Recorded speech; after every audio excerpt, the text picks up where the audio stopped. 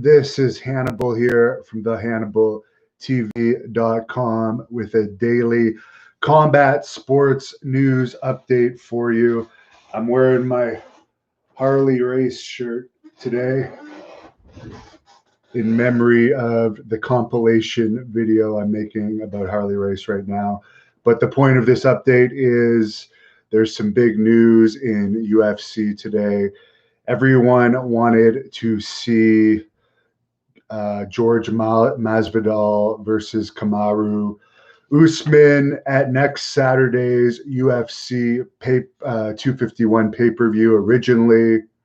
However, UFC booked Gilbert Burns instead because there was some type of financial dispute with Jorge Masvidal. However, Gilbert Burns tested positive for COVID-19, so he is now out. And Jorge Masvidal, with no fight camp at all, the fight's taking place in about 6 days, has stepped up to the plate. Obviously, UFC was in need to fill the spots, so they probably threw some money at it. And as long as both Usman and Masvidal test negative for COVID-19, they will be heading off to Fight Island in Abu Dhabi to have that showdown for the welterweight title at 170 pounds next Saturday night. The last we all saw of Masvidal in the octagon was when The Rock presented him with the BMF title last year. Not a lot of wrestling news to report today.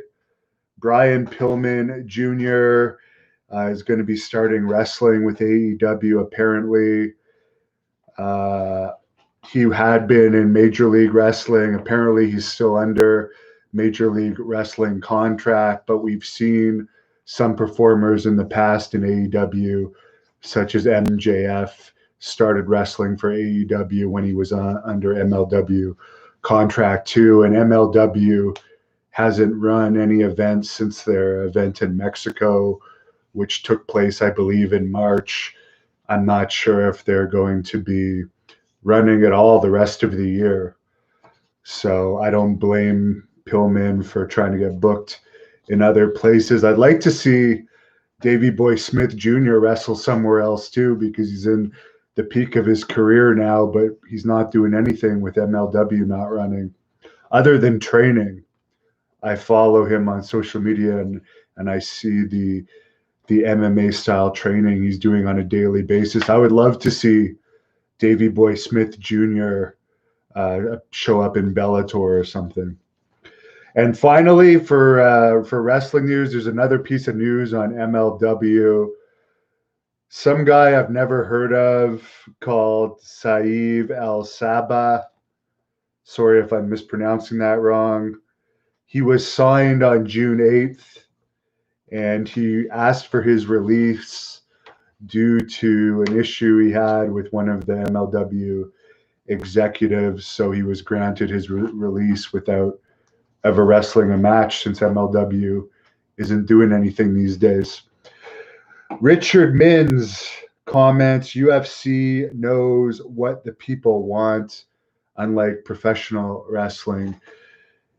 It's true. The people in professional wrestling, I think the mainstream fans would rather see professional wrestling rather than whatever you want to call it, world storytelling entertainment, and AEW isn't wrestling either. It's just goofy thing after goofy thing, and gymnastics and trampoline style displays of stuff that is nothing like the wrestling was in the Attitude Era or in the 80s when wrestling was at its peak.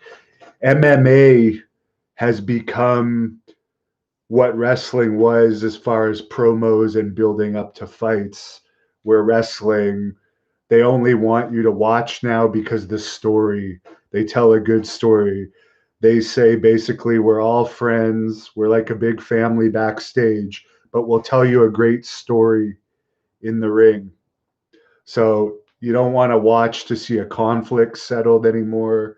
You don't want to watch because you can temporarily suspend your disbelief and get into it. The only purpose of watching is if you want to watch one of their stories, but their stories don't make any sense half the time, which is why I report on MMA stuff, and I'm doing more celebrity interviews. I'm interviewing Joe Millionaire very soon, but I'm also interviewing the Warlord. Speaking of COVID-19, I was supposed to interview the Warlord this week, but his daughter and father both have COVID-19. They're in Florida. So that one's being delayed. Working on a Raven interview as well.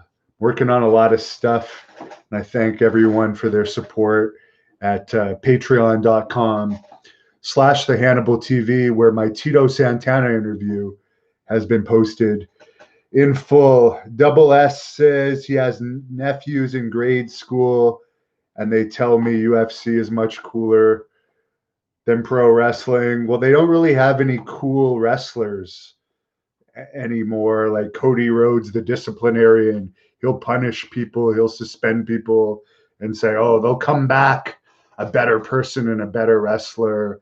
And he'll bitch and whine and complain that WWE is using the Great American Bash name, which they own.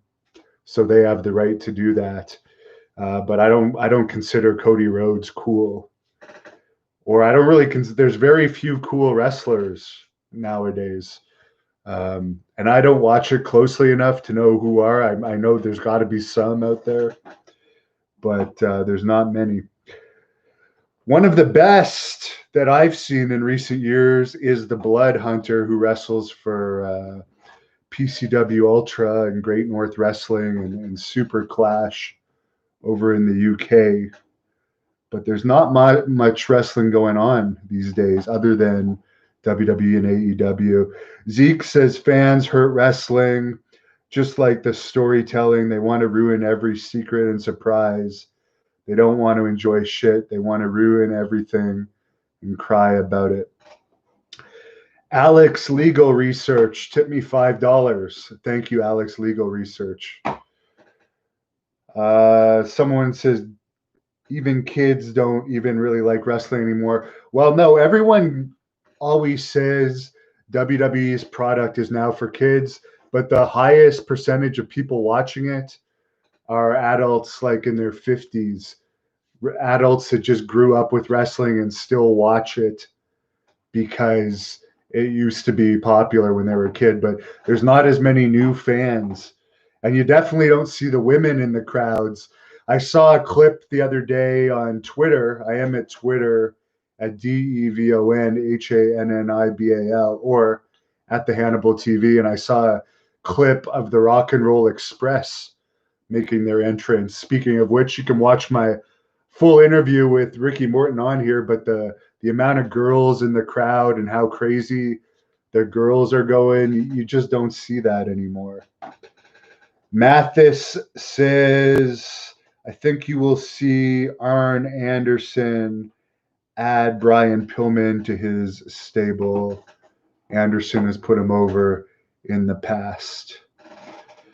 And for the person asking if there will be Great North Wrestling shows once the pandemic is over, I'm sure there always will be Great North Wrestling shows here and there.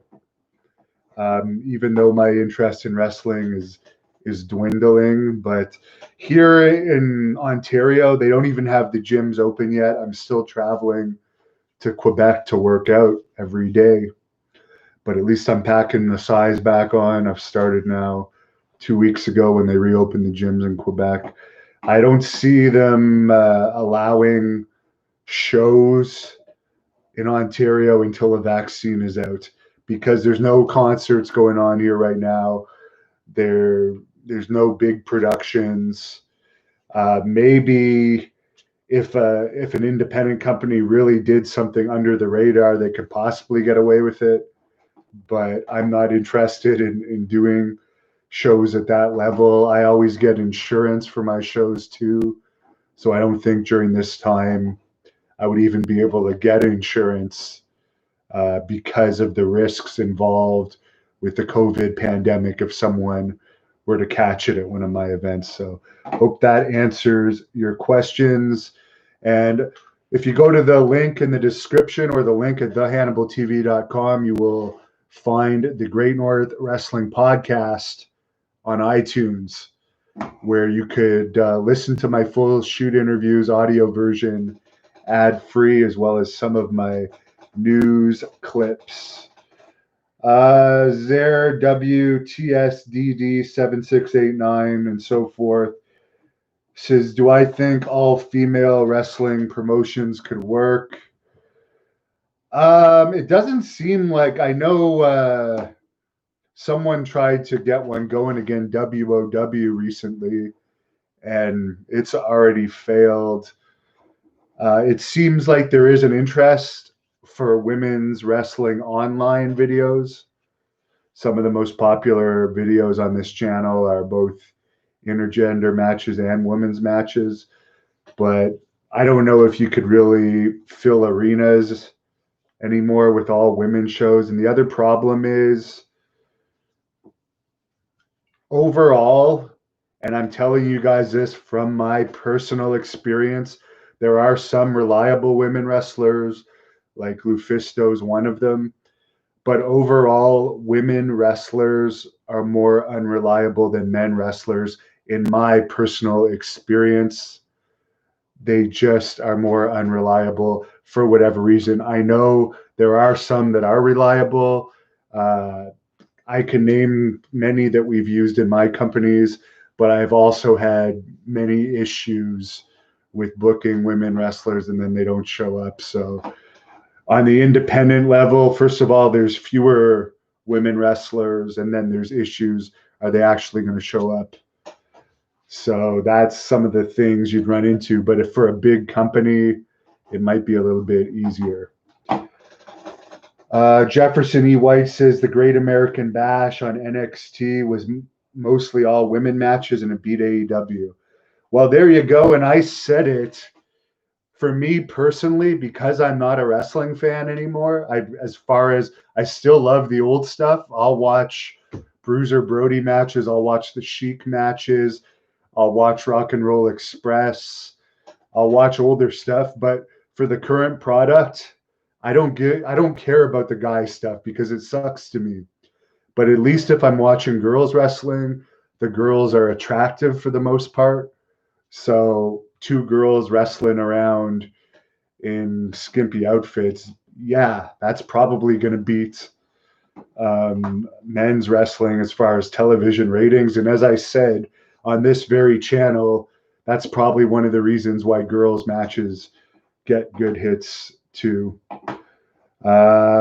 Jefferson, you have a good point here. The painfully small era sucks. You could say that about this era, the storytelling era, the gymnastics era, the mini wrestlers era. There are still some bigger wrestlers out there, but the good ones are few and far between, but there definitely are some.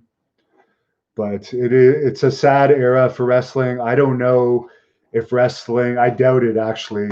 I wouldn't bet that wrestling will ever be as popular again as it once was, unless, let's say, The Rock came back and became a full-time wrestler, or when his daughter starts wrestling, if he starts appearing regularly to help get his daughter over, I could see that boosting ratings. But right now, both shows this week, Raw and SmackDown, were in the 0.4s.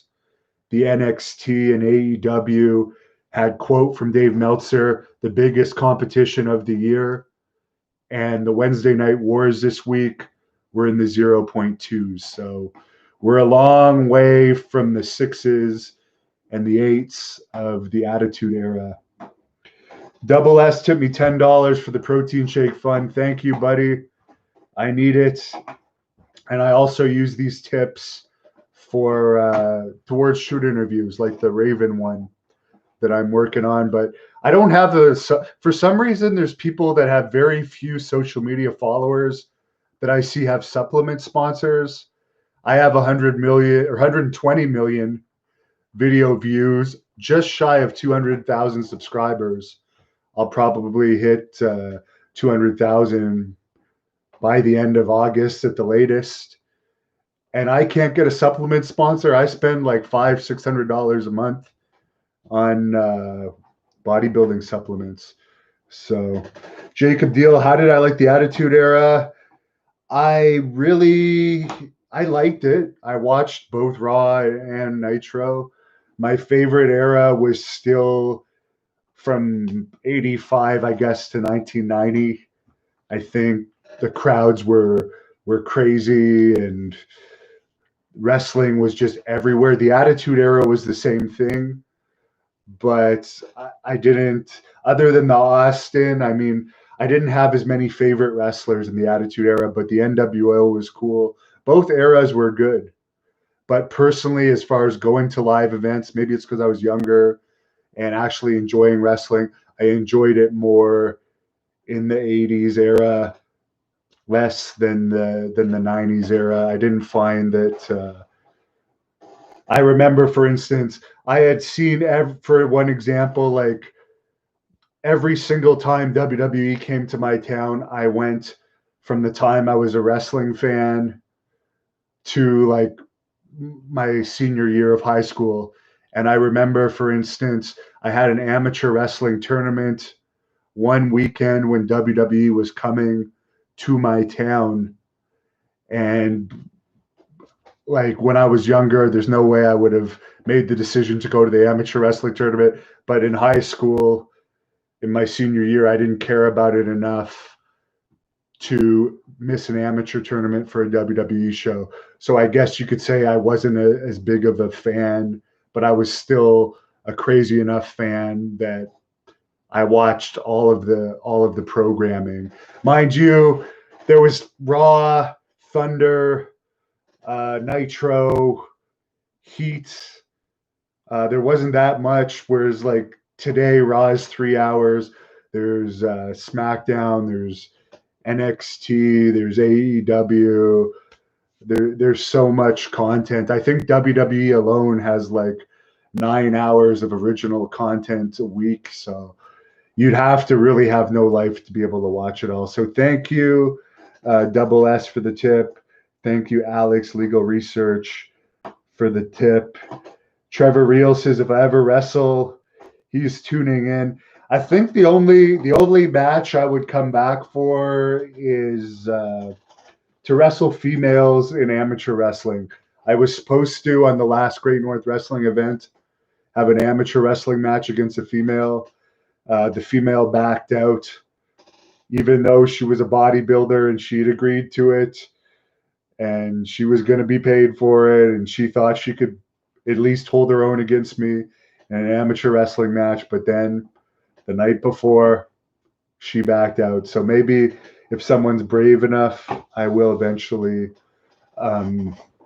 wrestle against a girl in an amateur wrestling match. But as far as pro, I don't think you'll ever see me pro wrestle again. I'm doing better as a reporter than a wrestler. So have a great night, everybody.